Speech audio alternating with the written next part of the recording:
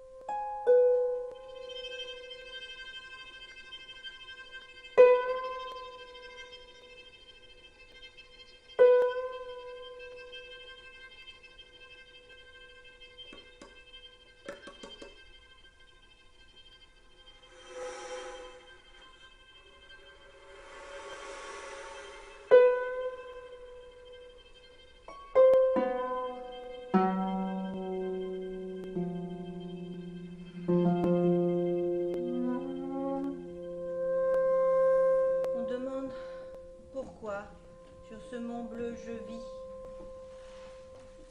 Sans répondre, je souris, l'âme sereine.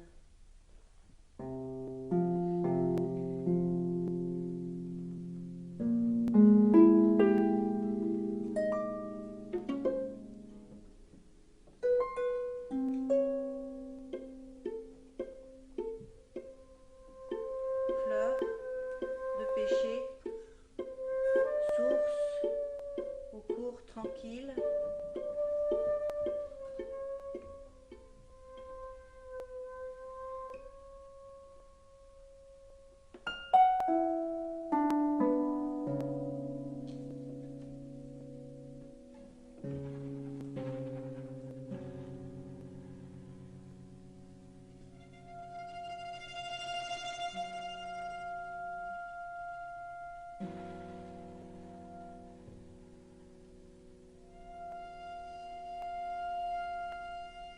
Ce ciel et cette terre, est-ce le monde des hommes?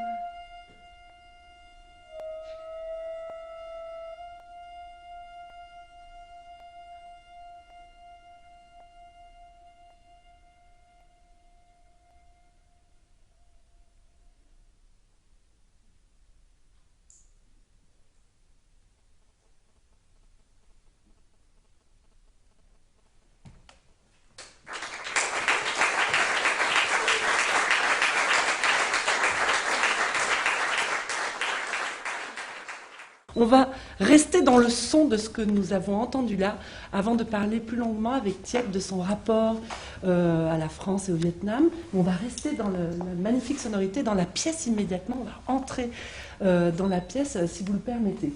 Je suis allé au Vietnam Ah oui. pour rencontrer les musiciens Cachou. Et puis j'ai pu rencontrer une dame très très très célèbre à cette époque-là, c'est Madame Quoc Thi-ho. Je crois à cette époque-là, c'est le seul Ah oui. Non, à Hanoï. Ça c'est la musique du Nord. Hein. D'accord. Ouais. La seule qui a pu chanter avec la technique de Cachou. J'ai demandé à Madame Ho de former les jeunes. Elle l'a pris du roi comme élève. Maintenant, elle, c'est la seule qui peut chanter avec cette technique-là. Il y a d'autres chanteuses qui chantent le Cachou, mais ils chantent avec, pas avec la technique, le vrai technique Cachou. C'est-à-dire, si vous remarquez les vibratos, l'ornement de ça, c'est très compliqué. C'est pas le vibrato normal comme ici. Alors comment on fait pour justement entretenir des moyens oraux de cette musique? Est-ce que c'est justement en rapport aux anciens, parce qu'il faut présenter les musiciens que vous avez invités, le monsieur qui joue le tambour, le musicien qui joue le tambour, et le père de ces deux enfants qui sont là à côté de lui. Lui, il est la 5e génération de Cachou, parce qu'avant lui, il y a etc. Lui, le 5e. Les deux 6e, maintenant, il y a le 7e. Les deux petites filles de M. Mouille. Elles chantent aussi. Et alors, qui transmet à vos enfants? Ce sont vous ou c'est la personne la plus en Voilà, c'est la famille. C'est toute la famille, ouais, qui enseigne. Ouais.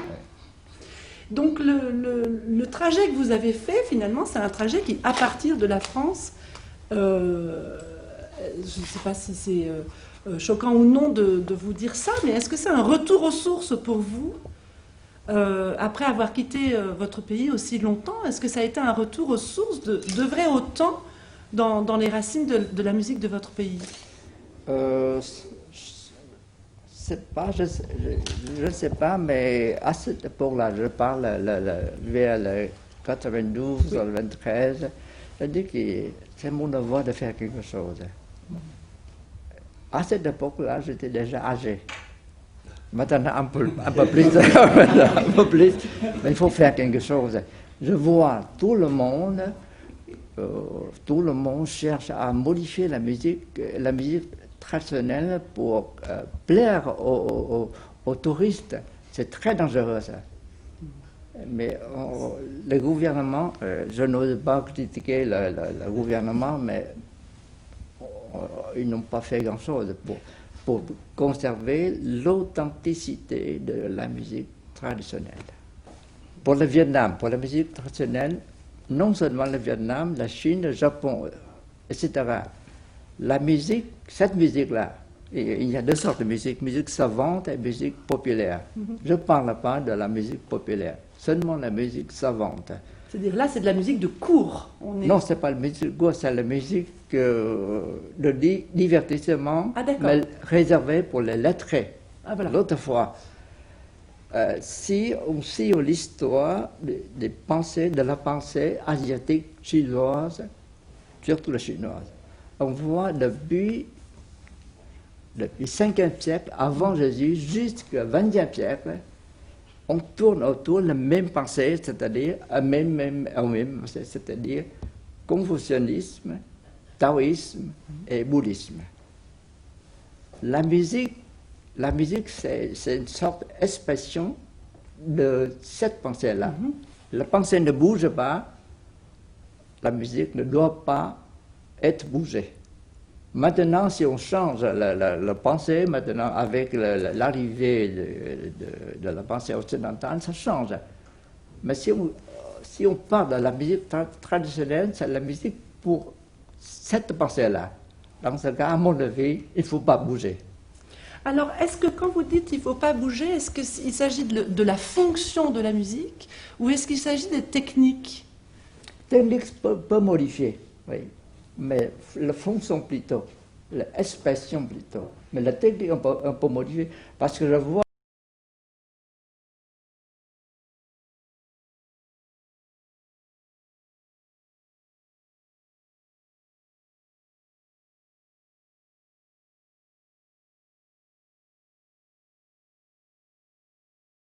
nous allons assister à un moment assez exceptionnel ce matin et ce soir, parce qu'il est très difficile de réunir les musiciens occidentaux dans leur formation traditionnelle, parce qu'on peut dire que maintenant le flûte alto et harpe, depuis Debussy, le début du siècle, a formé une constitution de musique de chambre qui a un véritable répertoire en Occident.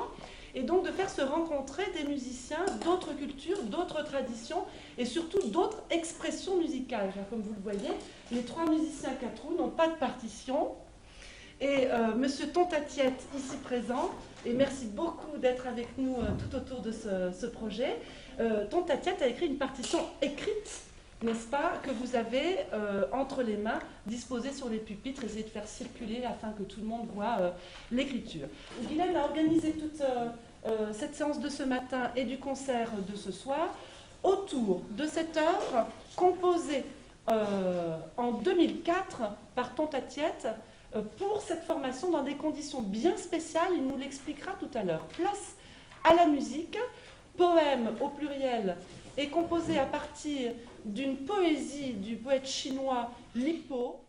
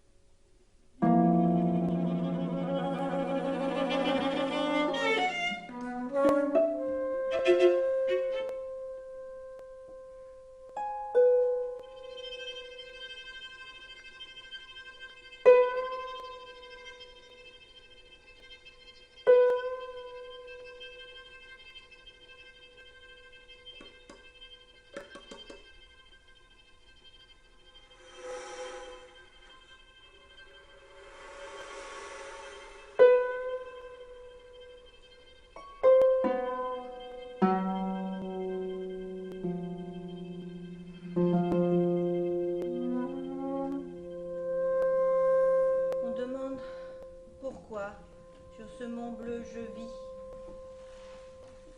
Sans répondre, je souris, l'âme sereine.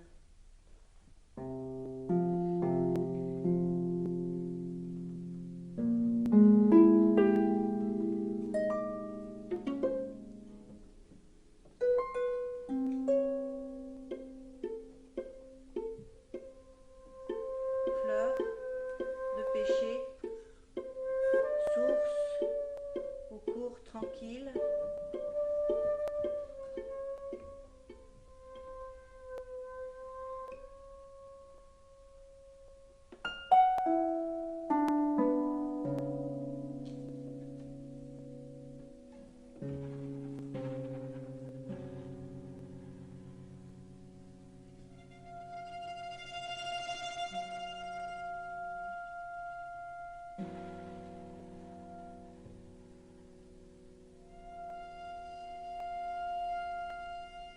Ce ciel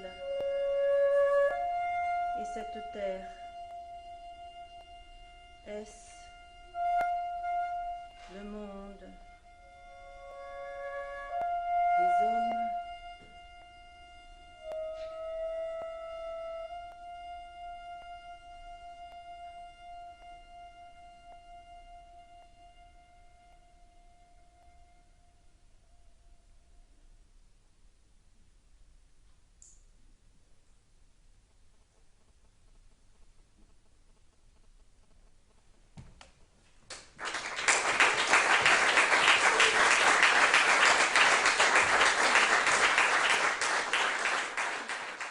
On va rester dans le son de ce que nous avons entendu là, avant de parler plus longuement avec Thiek de son rapport à la France et au Vietnam. On va rester dans la magnifique sonorité, dans la pièce immédiatement. On va entrer dans la pièce, si vous le permettez.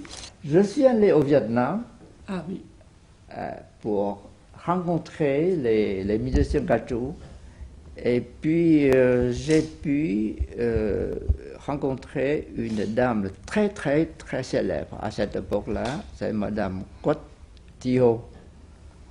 Je crois à cette époque-là, c'est le seul qui Ah oui. non, à Hanoï. Ça c'est la musique du Nord. Hein. D'accord. Ouais. La seule qui a pu chanter avec la technique de Gacho. J'ai demandé à Madame Ho de former les jeunes. Elle l'a pris Thi-ho comme élève. Maintenant, elle, c'est la seule qui peut chanter avec cette technique-là. Il y a d'autres chanteuses qui chantent le Gacho, mais ils chantent avec, pas avec la technique, le vrai technique Gacho. C'est-à-dire, si vous remarquez les vibratos, l'ornement, ça, c'est très compliqué. C'est pas le vibrato normal comme ici. Alors comment on fait pour justement entretenir des moyens oraux de cette musique? Est-ce que c'est justement en rapport aux anciens, parce qu'il faut présenter les musiciens que vous avez invités, le monsieur qui joue le tambour, le musicien qui joue le tambour, et le père de ces deux enfants qui sont là à côté de lui. Lui, il est la 5e génération de Gacho, parce qu'avant lui, il y a etc. Lui, le 5e. Les deux 6e, maintenant, il y a le 7e. Les deux petites filles de M. Mouille. Elles chantent aussi. Et alors, qui transmet à vos enfants? Ce sont vous ou c'est la personne la plus en Voilà, c'est la famille. C'est toute la famille, ouais, qui enseigne. Ouais. Donc, le trajet que vous avez fait, finalement, c'est un trajet qui, à partir de la France, je ne sais pas si c'est choquant ou non de vous dire ça, mais est-ce que c'est un retour aux sources pour vous après avoir quitté votre pays aussi longtemps? Est-ce que ça a été un retour aux sources d'œuvrer autant dans les racines de la musique de votre pays? Je ne sais pas, mais à cette époque-là, je parle vers le 92 ou le 23, je dis que c'est mon devoir de faire quelque chose. À cette époque-là, j'étais déjà âgé. Maintenant, un peu plus, mais il faut faire quelque chose. Je vois tout le monde cherche à modifier la musique traditionnelle pour plaire aux touristes. C'est très dangereux ça. Mais le gouvernement, je n'ose pas critiquer le gouvernement, mais ils n'ont pas fait grand-chose pour conserver l'authenticité de la musique traditionnelle. Pour le Vietnam, pour la musique traditionnelle, non seulement le Vietnam, la Chine, le Japon, etc. La musique, cette musique-là, il y a deux sortes de musique savante et musique populaire. Je ne parle pas de la musique populaire, seulement la musique savante. C'est-à-dire là, c'est de la musique de cour. Non, ce n'est pas la musique de cour, c'est la musique de divertissement, mais réservée pour les lettrés.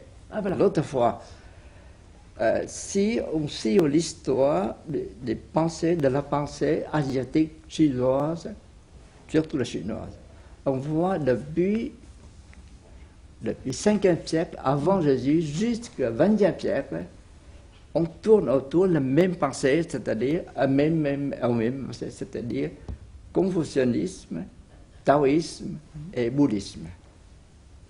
La musique, c'est une sorte d'expression de cette pensée-là.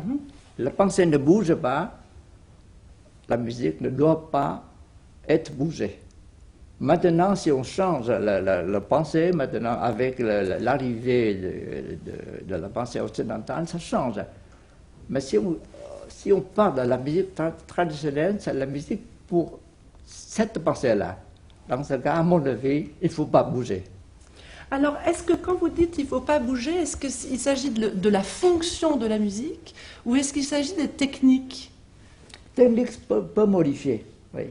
Mais la fonction plutôt, l'expression plutôt. Mais la technique, on peut modifier. Parce que je vois la technique de la sitar, par exemple. Moi, je ne connais pas le 19e siècle, mais d'après les maîtres, on dit que ça change. Oui. Même début 20e siècle jusqu'au milieu 20e siècle, ça change un petit peu. Ça, les techniques sont des techniques. Oui, ça, il faut modifier avec le temps. Et le langage, alors? Langage, non. Ce sont des pièces très anciennes, on chante tous les temps la même chose. Un répertoire, il y a un répertoire. Il n'y a pas les nouvelles compositions. Il y a des gens qui ont essayé d'écrire des choses à cette idée-là. Mais même au Japon, au Corée aussi, une fois j'ai entendu un concert à la Maison de Culture du Monde. Voilà. Il y a un groupe de musiciens coréens qui sont venus. Ils ont joué des pièces, la musique traditionnelle. Et j'ai entendu une œuvre pour sitar. Mais je n'ai pas lu la partition, je ne sais pas qui. J'ai dit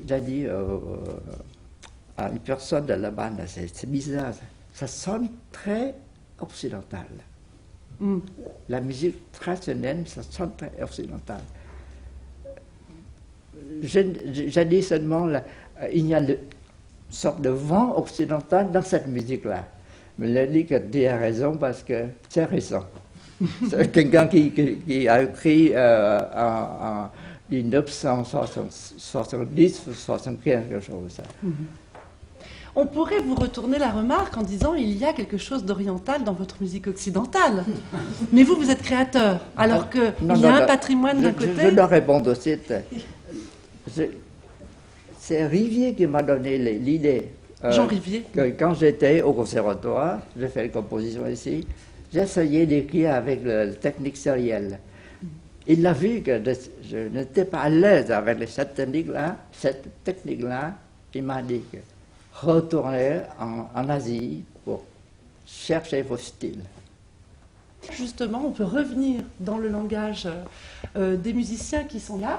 Donc on a pu entendre finalement une pièce dans laquelle il y a plusieurs questions qui se posent et vous êtes invité évidemment à les poser directement à Tiet.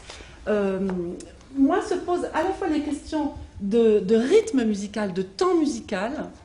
La musique 4 roues a un temps musical, votre musique en a un autre. Se posent également des questions de sonorité entre les deux, et se pose aussi, nous occidentaux sommes ainsi fixés aux hauteurs des sons, à l'alliance possible des hauteurs de notes entre des sonorités pas forcément tempérées, et puis de l'autre côté des instruments qui en principe sont tempérés, mais que vous avez ménagés parfois pour détempérer la chose, et qui font que l'alliance des deux sonne bien. Alors la question, ça va être de pourquoi ça sonne aussi bien, comment vous vous y êtes pris face à ces questions de rythme, ces questions de hauteur de son et de tempérament. Est-ce qu'on peut commencer à entrer dans la musique peut-être par cette donnée très occidentale qui est celle du tempérament, de la justesse et des hauteurs des sons, entre des musiques aussi différentes. Il y a deux choses. Vous avez posé des questions sur le rythme Oui. et comment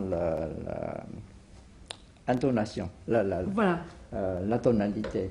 Le rythme, si vous remarquez, on ne voit pas le rythme clairement. Dans la mienne et dans la musique traditionnelle aussi.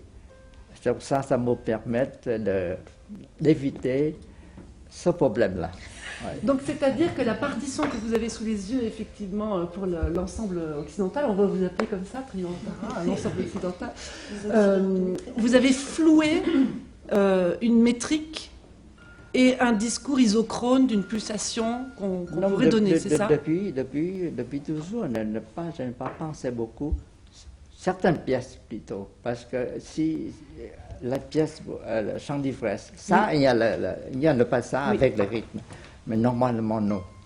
Donc déjà, vous intervenez d'abord sur votre matière à vous pour l'adaptation ensuite? Non, c'est depuis toujours écrit comme ça, et puis... c'est facile. C'était facile pour moi de mettre la musique traditionnelle. Alors, puisqu'on est dans le rythme, on reviendra aux intonations après. Puisqu'on est dans le rythme, il y a aussi, on voit des cellules rythmiques, ou en tout cas des éléments de rythme qui circulent entre les deux musiques. Ces rythmes d'accélération, ces motifs qu'on l'on retrouve à la fois dans la partition des trois musiciennes et qu'on réentend ensuite avec les musiciens 4 roues. Donc là, c'est une circulation de motifs. C'est quoi vous avez? Je ne sais pas. Peut-être c'est le hasard. Ça m'étonnerait. Je n'ai pas pensé à ça, mais c'est hasard. Par exemple, avant les 3 coups de tambour, oui. J'ai fait les 3 coups de coup de Je n'ai pas pensé à 3 coups. J'ai écrit 3 coups comme ça, mais je n'ai pas pensé à 3 coups de tambour après. Parce qu'à ce moment-là, j'ai pu utiliser une autre pièce de caoutchouc pour mettre là. Oui. J'ai choisi cette pièce. Je crois que c'est le hasard qui... Alors, ça, il faut que nous parlions du processus créateur. On va revenir encore vers vous. Mais effectivement, parce que quand vous composez Poème, cette pièce, vous n'avez pas les musiciens 4 roues avec vous. Oui. Mais vous travaillez à partir d'un enregistrement sur une échelle de son. Oui. Vous avez précisé que c'est une échelle de son qui était importante parce qu'il fallait partir de poser sur un ré bémol. Ok, bémol, oui. Et qu'à partir de cet enregistrement de musique 4 roues, ensuite vous avez composé votre partition ça, oui. Avec les notes. Oui, pour que les deux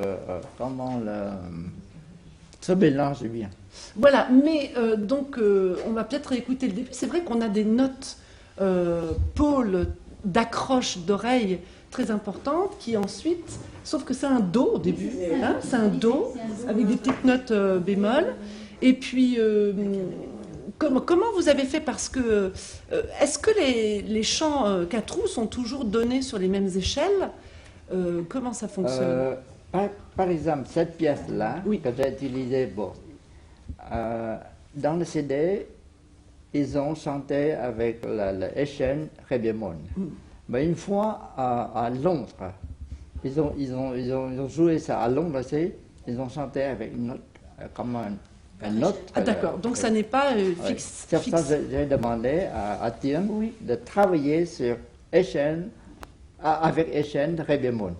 D'accord. Pour que ça colle avec la musique, si elle joue si bémol peut-être, ou bien si béga, c'est peut-être ça, je ne sais pas, mais ça marchera pas peut-être. D'accord. Et si on faisait un essai?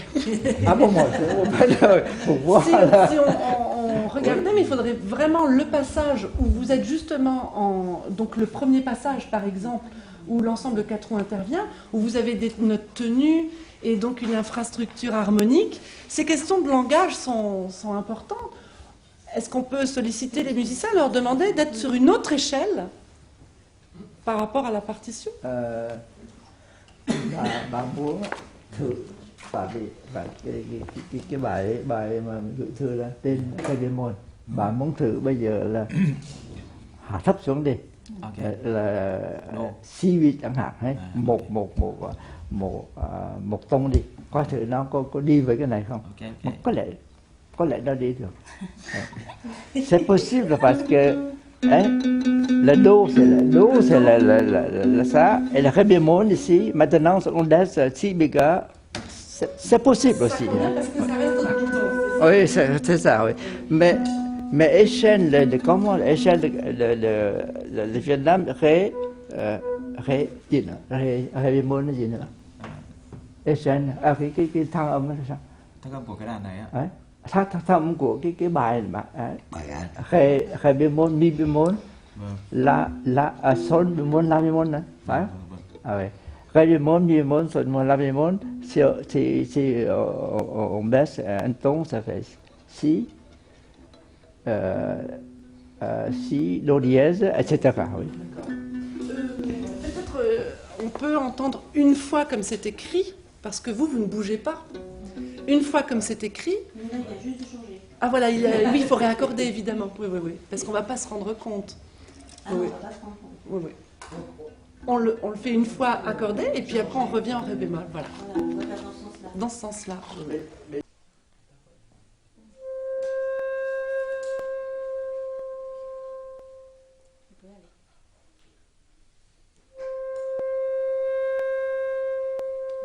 pour qu'ils comprennent, il faut qu'on fasse le...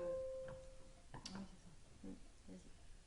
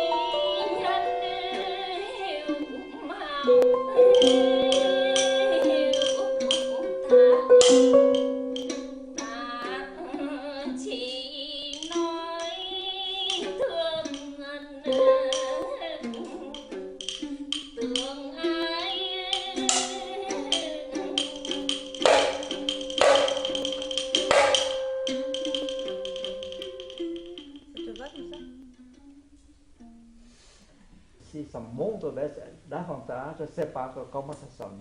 Déjà, le passage avec la harpe, Oui, le ré bémol. c'est quelque chose déjà. Hein. Ouais, Ça autre chose. ça compte pas très.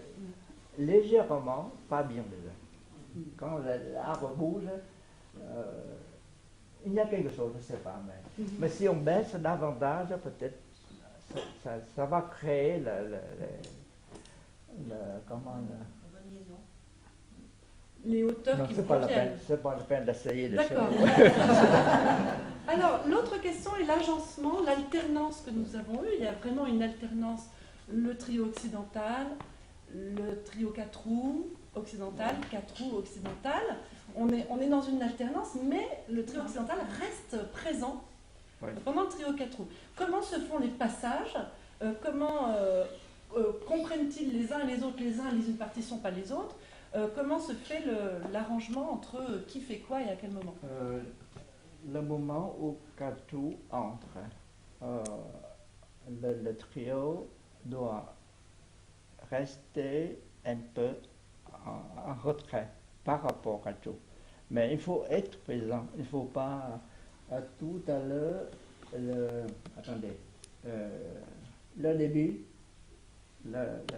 comment le but, peut-être il faut baisser un petit peu, hein, pour qu'on entende davantage mais quand le voix entre, il faut monter un petit peu. Parce qu'un chant assez fort, ça monte un petit peu. Pour avoir l'équilibre entre les deux.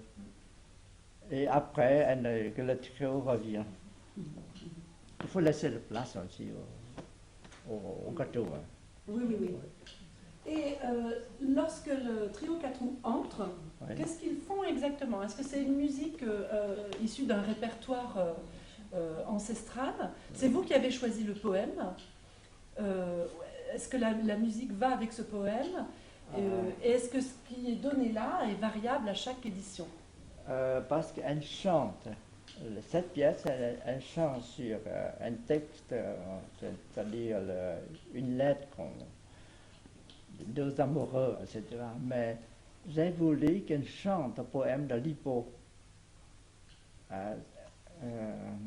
Mais il faut écrire le poème pour le gâteau. Moi, je ne sais pas. Je ne peux pas écrire. C'est pour ça que j'ai utilisé seulement la fin. La fin, Guylaine parle. Ça, c'est le poème. Au début, il n'y a pas le poème, l'esprit d'un autre poème de Lipo. Mais on voit ça clairement avec Chant d'ivresse. Chant d'ivresse, c'est la première partie, il y a la voix chantée aussi. Elle chante le poème de Lipo, etc. jusqu'à la fin. Donc là, finalement, la chanteuse, que chante-t-elle? Elle chante un poème vietnamien. Et comment écrit pour le gâteau. Parce qu'il y a la technique, il faut suivre. J'ai essayé de traduire un petit peu en vietnamien pour elle, elle m'a dit que non, ça ne va pas, parce que c'est pas Est-ce que vous pouvez nous décrire comment fonctionne l'arrangement des trois musiciens? On a bien vu qu'il y a un guide, qui est le papa, qui donne les impulsions, et qu'ensuite il y a une organisation par rapport à ce tambour. Ouais. C'est comment la musique gâteau, c'est une musique assez ancienne. Hein. J'ai lu dans les textes, dans l'histoire. C'est remonté vers le 11e siècle, 13e siècle. Après Jésus-Christ? Après, bien sûr, oui, avant non. Avant, on ne connaît pas. Oui.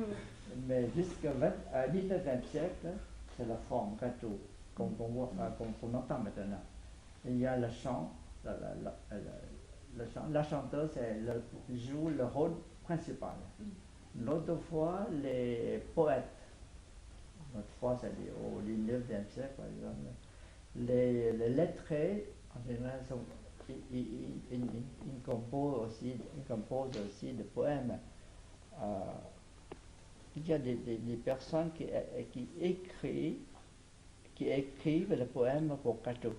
Ils donnent aux chanteuses. Il y a le dit qui accompagne. Et puis, celui qui écrit le poème joue le tambour. D'accord. Oui. Donc vous êtes poète aussi, monsieur? L'autre fois, c'est ça. Oui, d'accord. Ça sert pour appeler, au début, une tape, trois coups comme ça, c'est pour appeler, pour préparer ça. Mais quand, au cours d'une pièce, il donne des coups, c'est pour féliciter. Et puis, c'est pas, il y a le code de ça, je ne connais pas. Donner soit sur mon voix, soit à côté.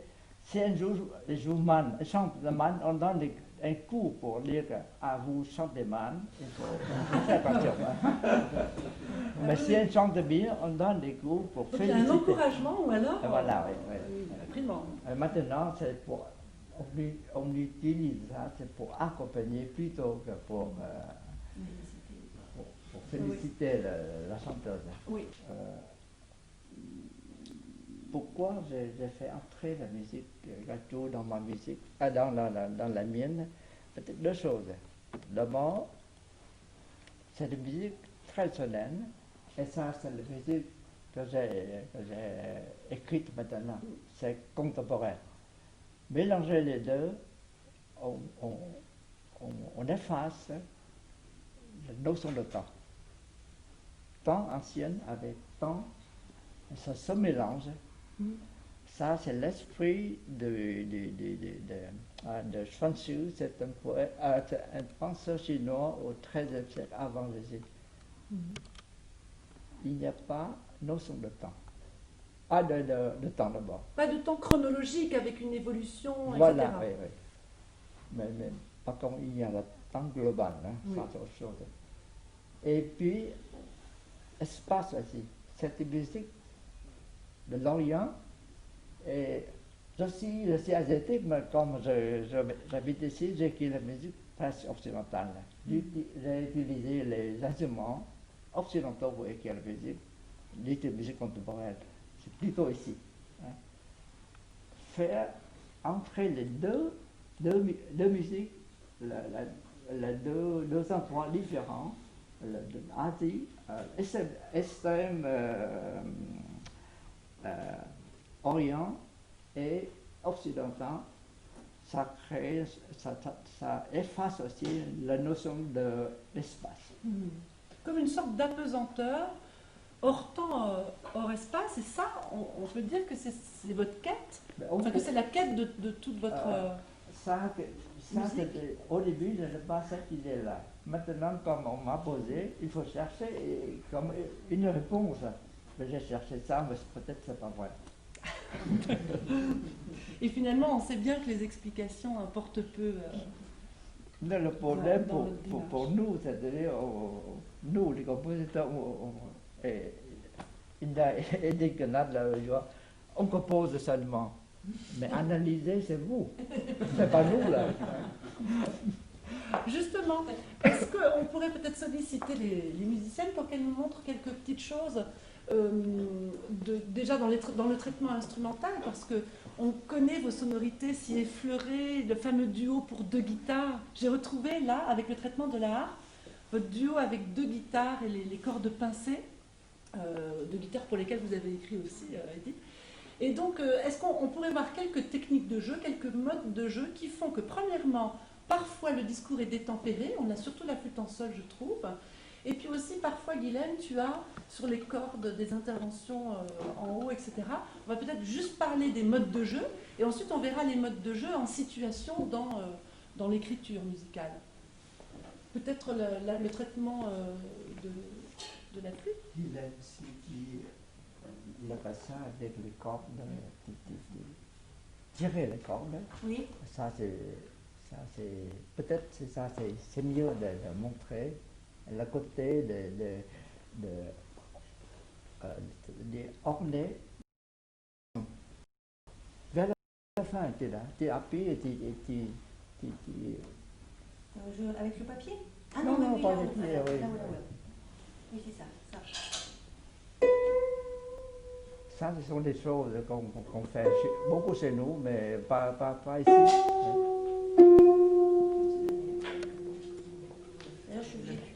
D'ailleurs, ils utilisent des cordes en bémol parce qu'elles sont complètement libérées De la pédale, de la voilà. pédale. Donc ça, c'est l'état premier de la harpe, hein. C'est l'état En premier. bémol. Toutes les cordes sont en bémol. La corde est en bémol, Oui. la corde est libérée, et du coup, on Elle est peut plus, faire plus molle, plus lâche, on va plus dire. lâche, elle est plus lâche, on peut faire un vibrato en appuyant juste au-dessus de la corde en fait.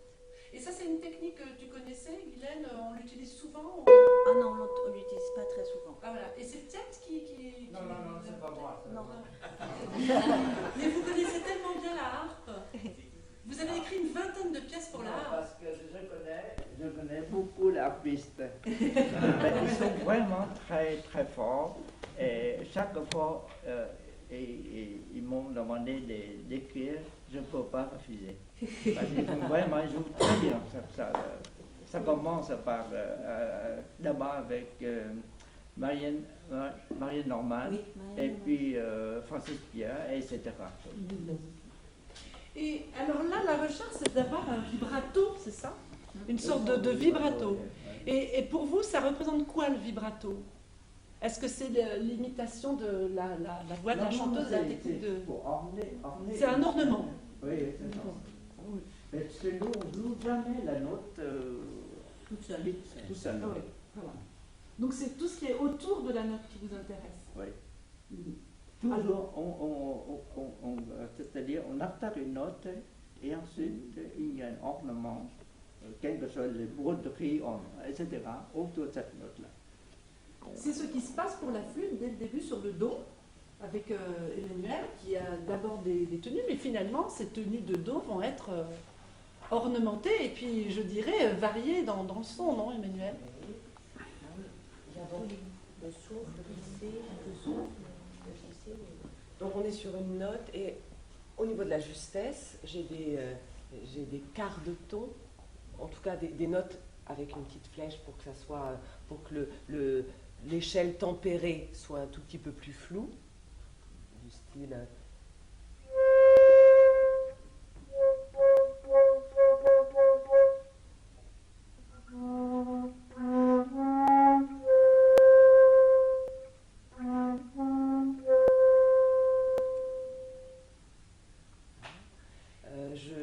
Par moment, j'emploie des pids.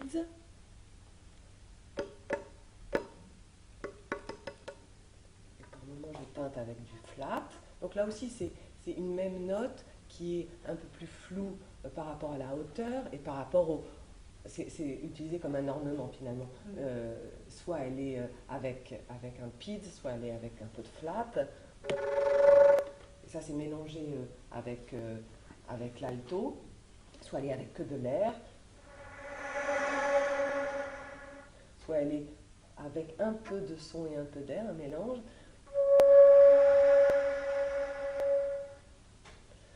À 2-3 endroits, j'essaye d'avoir des doubles sons.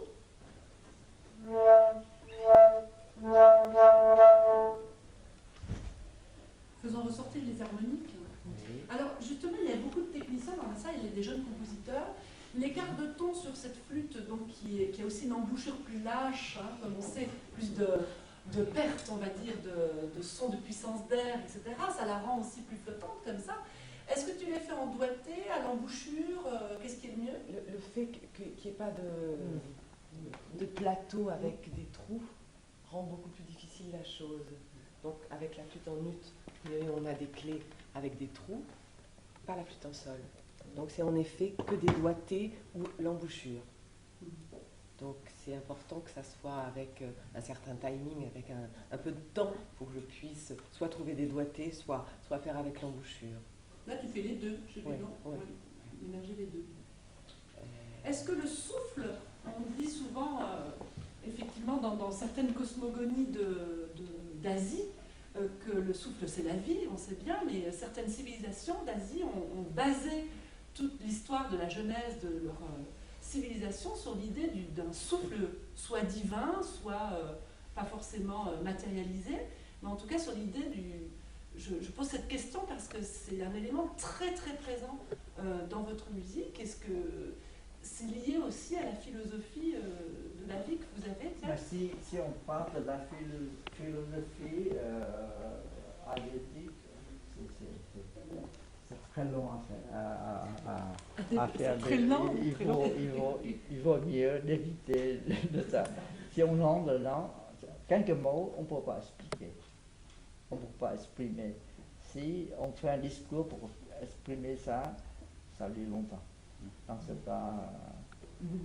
Peut-être avec l'idée, en Asie, il y a ça, on parle beaucoup de ça, mais quelquefois, on exagère un petit peu des choses.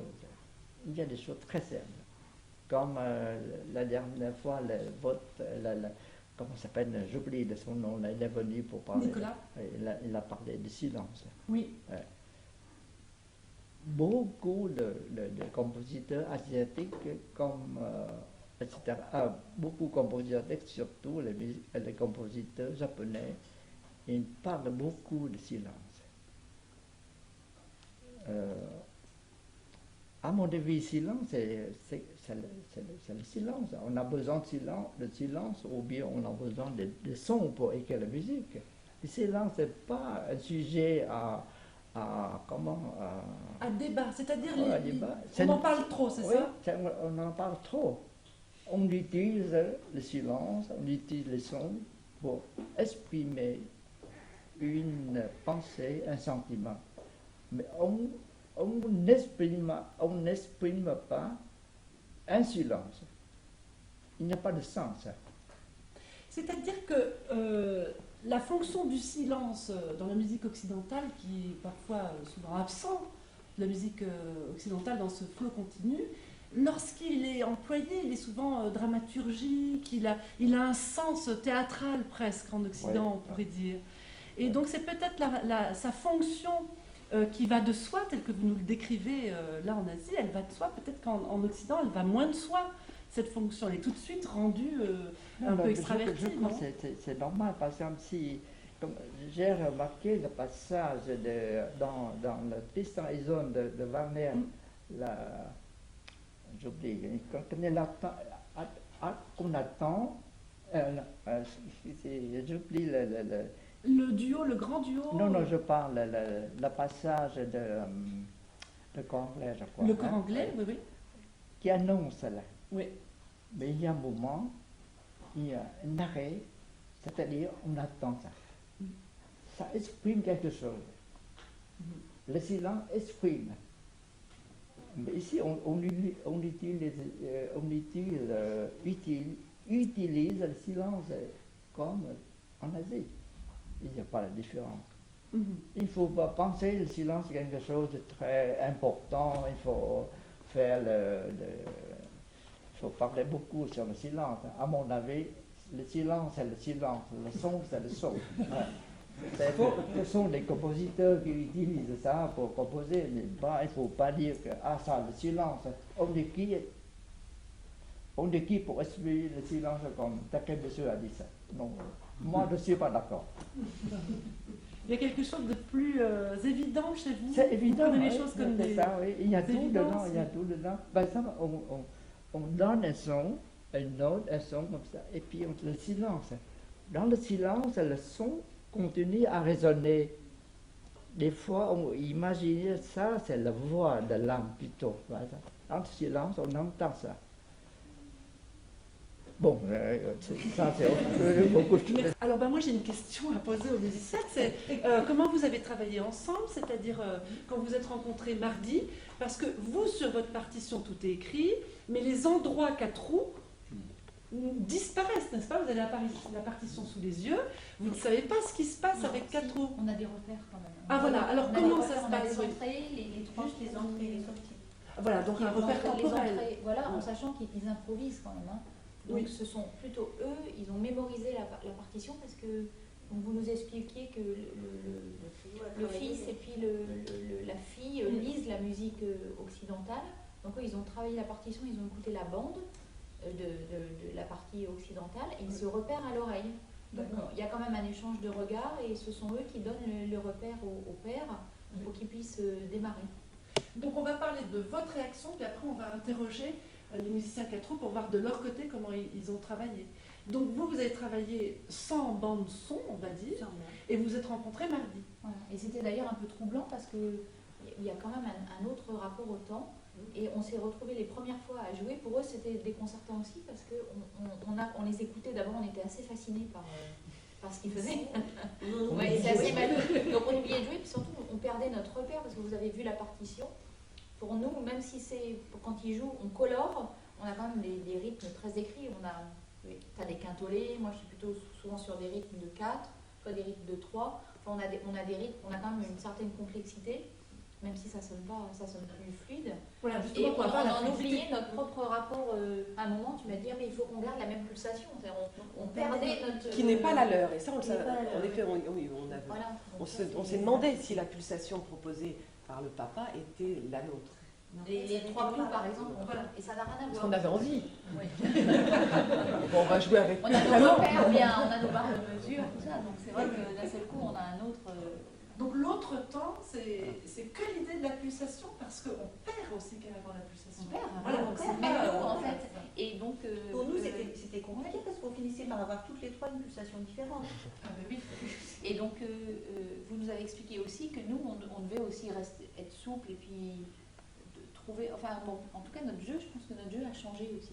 Du coup, on a plus de souplesse, plus dans l'écoute.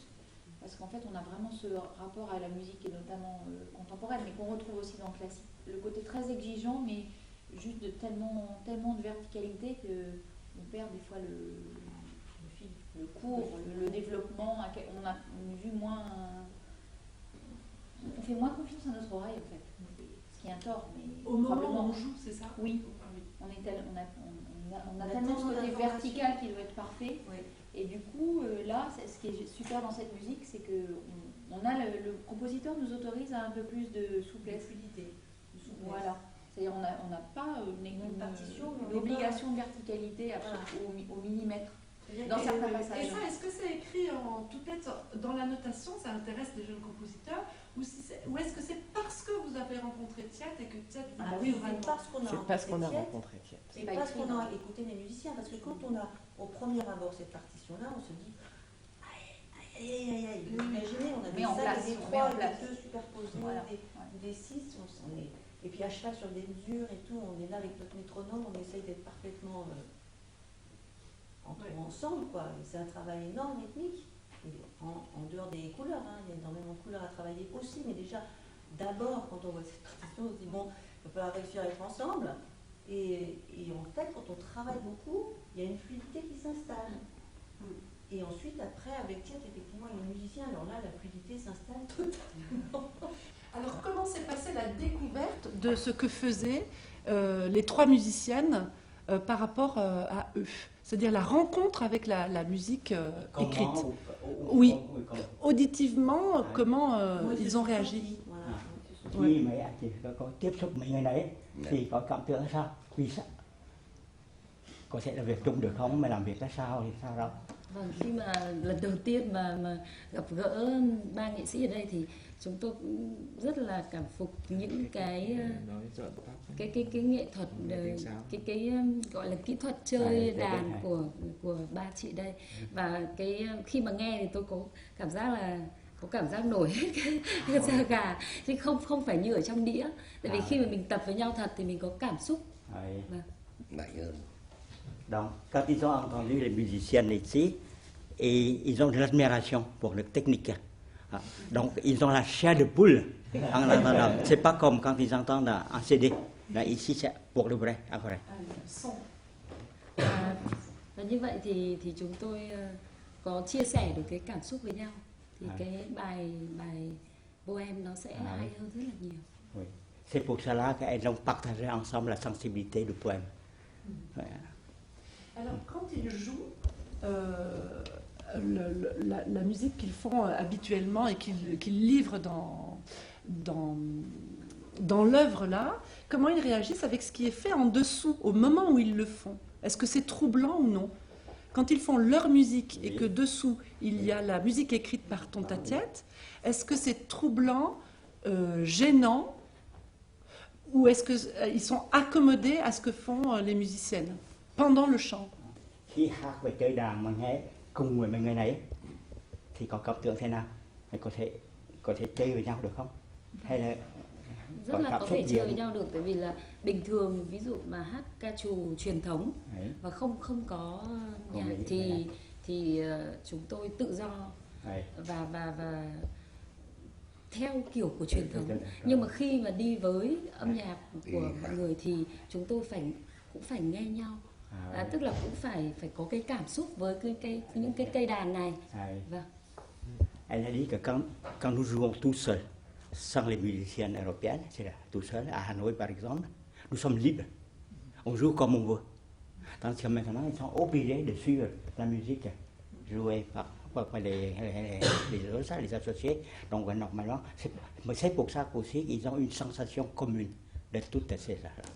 Donc c'est cette fameuse sensation du temps dont parlait Odile Auboin tout à l'heure.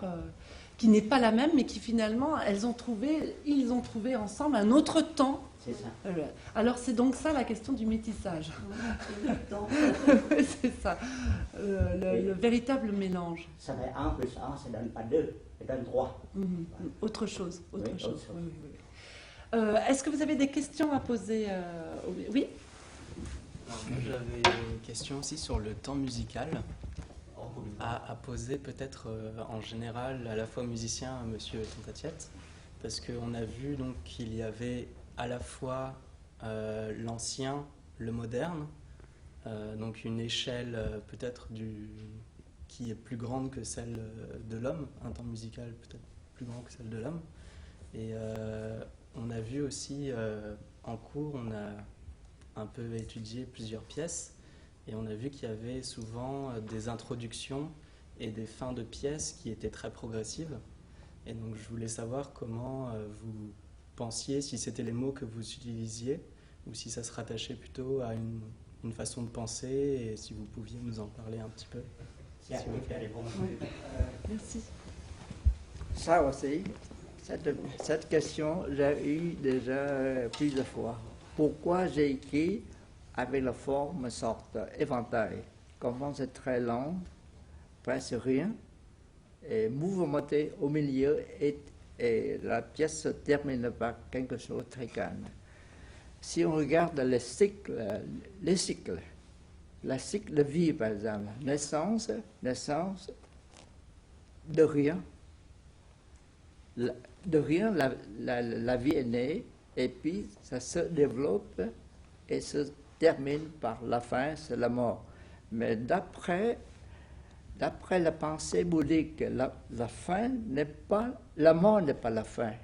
La mort, c'est le commencement d'un autre cycle. En général, j'ai fait une structure basée sur cet esprit-là. Naissance, au milieu, qu'est-ce qu'on dit ça? Épanouissement. Et puis la fin. Ça dépend. Oui. En général, c'est souvent comme ça. C'est une pensée. Par exemple, la série de Suki, j'ai utilisé ça pour écrire la série de Suki. C'est une pensée de l'hindouisme. Du néant, la vie est née. Etc. vers la fin, et puis la fin, c'est le retour au néant pour une autre vie. Mais le néant, en Asie, n'est pas le néant ici. Néant, c'est-à-dire comme le silence. Il y a la vie dedans. Hein. C'est pas neutre. C'est pas rien. C'est pas rien, ouais. C'est pour ça qu'il y a quelqu'un qui fait analyser, qui a analysé le Shuki. Il a dit une chose très bien. Au début, une note seulement vient du silence. Ce silence-là, il a utilisé le mot néant pour ce silence. Il a dit, vers la fin, il y a le silence aussi, mais le silence vécu, habité, oui. Déjà, le parcours vers la fin, c'est le silence habité. Mais il a dit le silence du début, c'est le néant, mais à mon avis, c'est pas le néant. Il y a déjà la vie dans ce silence-là. Et finalement, d'entendre ce discours, Emmanuel, je pense à toi parce que c'est toi qui ouvre la pièce et puis on va la réécouter là maintenant. C'est pas rien finalement cette attitude, c'est-à-dire la note commence, mais elle commence pas dans le vide. Je suppose que dans l'attitude des musiciens eux-mêmes, habiter justement un espace, une scène, etc. Ça influe comment dans le mécanisme, dans votre travail ou votre état? Souvent, j'aurais pu m'attendre à une note qui parte de rien. et qui arrive du silence justement très très très doucement et qui nous... Là, elle est très douce, mais elle rentre directement. Donc c'est un autre sentiment. C'est comme si c'était déjà commencé. Voilà, c'est ça. On retrouve ça dans la pièce, au cours de la pièce. On est comme dans quelque chose de... Parce que c'est vrai que voilà, c'est ça. Tout en étant très douce, mais elle est là tout de suite. Et c'est vrai que dans d'autres pièces, il nous arrive de prendre un temps certain entre le silence et le son. Là, non. Donc c'est une entrée directe qui est douce, mais où on est ensemble. Donc, par contre, le son s'en va lentement, avec un silence, quand même très important. Et puis on revient, et il y a ce ré bémol à l'aigu là qui apparaît, et puis les modes de jeu. Donc ça anime. J'ai l'impression, humblement, mais le sextuor qui va venir après. Avec ces différents modes de jeu, finalement, je ne me sens pas du tout l'unique, finalement. C'est déjà toute la vie de la pièce qui est dedans. On retrouve comme ça ces sons très longs, ces grandes sonorités, puis tous les petits ornements, toutes les couleurs, tout ce qui colore, et c'est déjà complètement dans cette introduction de flûte. Alors une dernière question avant de réentendre la pièce. Qu'est-ce qui a changé depuis la première rencontre où vous avez fait mardi, on va dire un filage, je ne sais pas comment on peut appeler la première séance de travail avec Tiet qui était présente, je crois. Et le filage de tout à l'heure, là il y en a encore un, et puis ce soir il y a le concert. Est-ce qu'à chaque fois ça a bougé? Qu'est-ce qui bouge? Vous vous attendez à quoi et vous prévoyez quoi là dans la seconde, puisqu'on va la redonner? On s'adapte, c'est jamais figé en plus. Oui. On s'adapte, il n'y a rien de figé. Et même pour eux, comme ils jouent, toutes leurs entrées sont à l'oreille, on va nous aussi adapter, on a des timings. Mais c'est vrai que suivant par exemple le moment où elle a envie de chanter, ou bien au luth, il joue visiblement il a des phrases complètes à faire, donc parfois ça peut s'arrêter un peu plus tôt ou un petit peu plus tard, donc il faut donc aussi qu'on adapte un petit peu, on s'adapter dans nos silences pour commencer plutôt plus tard. En respectant notre cadre quand même. Mais c'est une grande chance de pouvoir le refaire. C'est super parce qu'on est tout autant émerveillé, mais on arrive aussi à être un poil plus concentré aussi. Enfin, parce que la première fois, c'était vraiment assez surprenant parce qu'on était... J'ai remarqué qu'il y a beaucoup de regards, c'est-à-dire les musiciens de musique de chambre occidentaux peuvent jouer extraordinairement bien sans se regarder, tout à l'oreille, parce qu'on a nos réflexes, je dirais, de ces musiques. Et là, je me suis rendu compte que vous étiez vraiment happés dans les yeux des uns et des autres entre les deux trios, parce que les oreilles sont là, mais elles ne suffisent plus. C'est-à-dire, on voit bien qu'il y a aussi, on regarde comment vous respirez, comment vous allez attaquer la corde, et vous vous accrochez à tous les signes, finalement, qui sont la sensation du départ, de l'évolution du son, de l'arrêt du son, etc.